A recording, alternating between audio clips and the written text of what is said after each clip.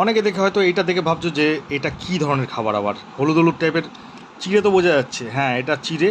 আর চিড়ে দিয়ে তৈরি করা হয়েছে পোহা। পোহাটা অ্যাকচুয়ালি মধ্যপ্রদেশ উত্তরপ্রদেশ ওখানকারই খাবার, এটা বিশেষ করে ওটা সকালবেলা খায়। ওয়েস্ট বেঙ্গলে অতটা খায় না কেউ, কিন্তু এটা অ্যাকচুয়ালি সত্যি কথা বলতে গেলে অ্যাপ্রোপ্রিয়েট খাবার ব্রেকফাস্টের জন্য। আমার তো খুব দারুণ লাগে, যেটাতে কোনো বিশাল কিছু মশলা ইউজ করতে হয় না, তেল ইউজ করতে হয় না, সিম্পল কয়েকটা জিনিস মানে চিড়ে বাদাম আর সামান্য কিছু সবজি অ্যাড করলেই হয়ে যায় তোমার পোহা।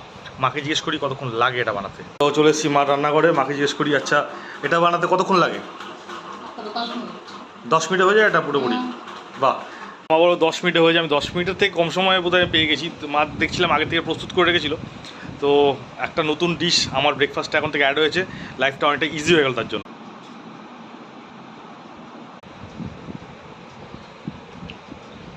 কি বলবো, অস্বাভাবিক টেস্ট, মানে দারুণ টেস্ট। খেতে মানে